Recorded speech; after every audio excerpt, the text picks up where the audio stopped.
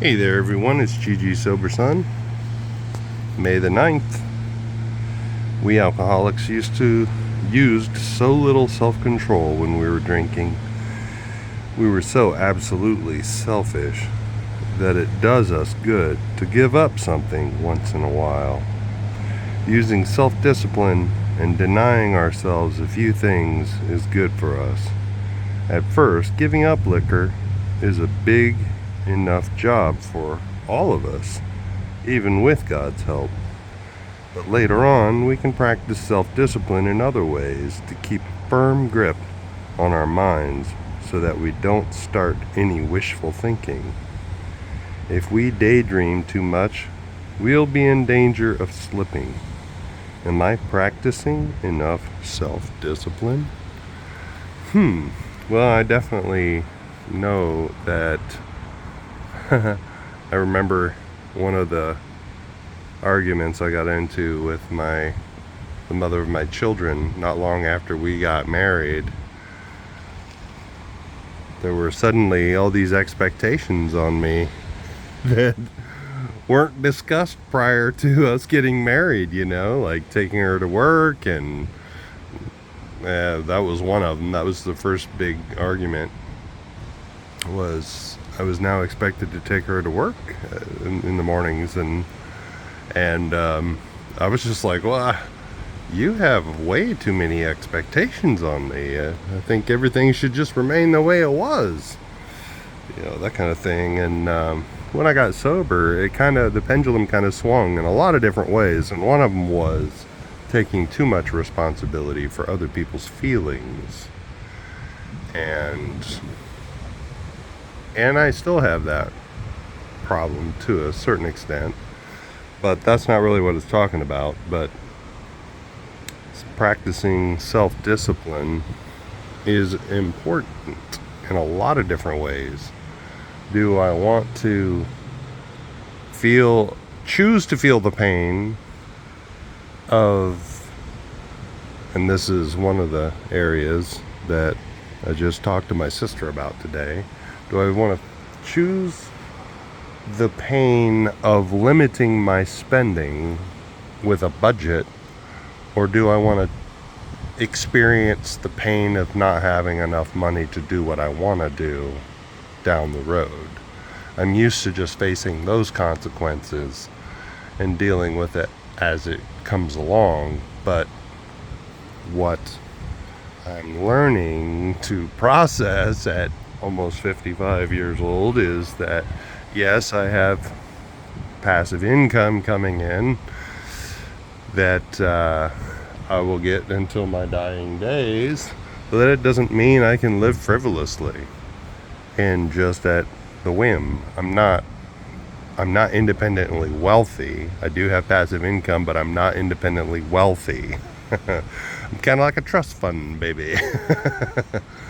But I can live above my means no matter what. And so that self-discipline is important, because, and I noticed this more obviously when I worked in a rehab center, when people would miss their first lecture or miss the bus or something like that because they overslept. And why did they oversleep? Well, because they stayed up the night before watching movies or whatever too late. And so it has a knock-on effect. And so again, do I want to feel the pain of my own self-discipline, choosing to feel the pain, or do I want to feel the involuntary pain of like running out of money or feeling grumpy the next day because I didn't discipline myself to go to bed on time at a reasonable time, kind of thing. So all these things pile up, and the disease uses that kind of stuff to get me to fake me out, to get me to take a drink. I can see that. I see it in other people a lot more over the past 30 some years, but it definitely can still kick my butt. Meditation for the day. In material things, you must rely on your own wisdom and that of others.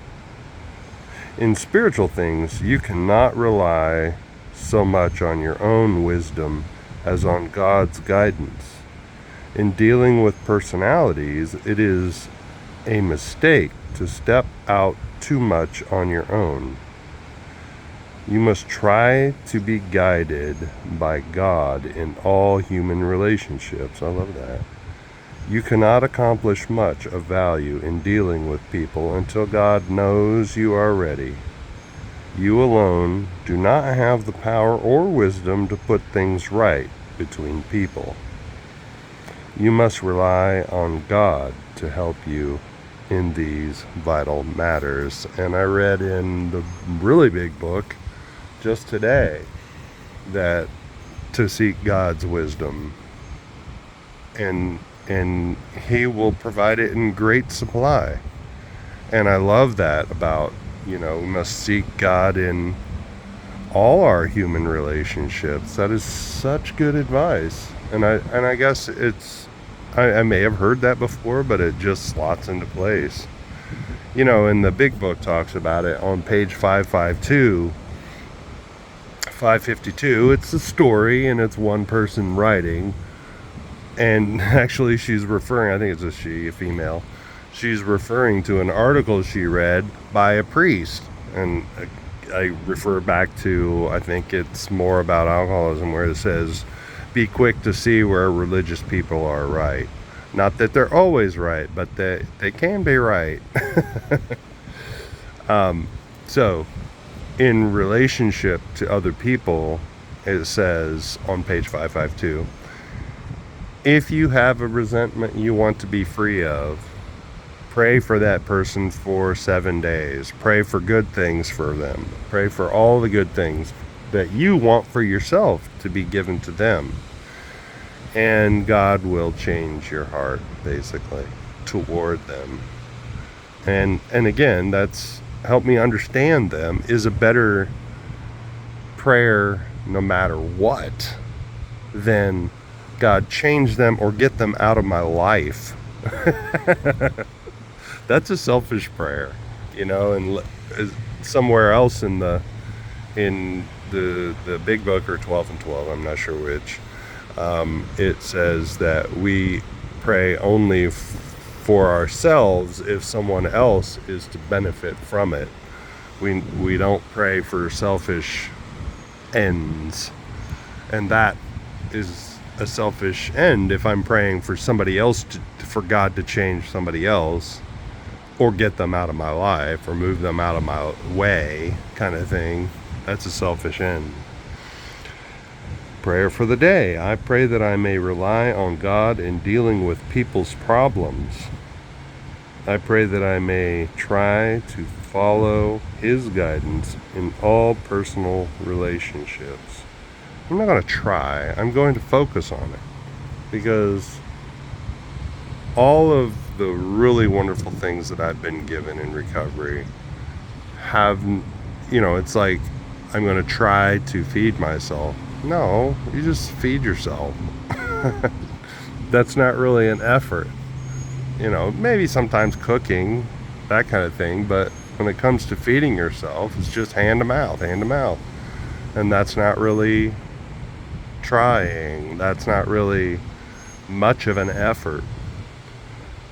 Most people, unless they're seriously ill, would not have a problem feeding themselves.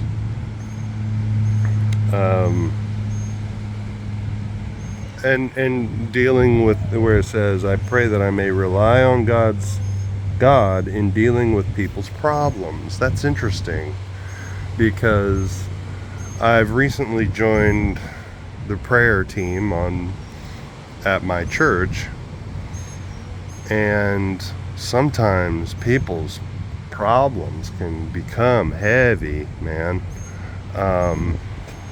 But I need to seek God's guidance, wisdom, serenity, peace in dealing with people's problems. That's hugely important. So I'll keep on keeping on. I hope y'all do too. I love you. Look up, aim up, let God help you rise up.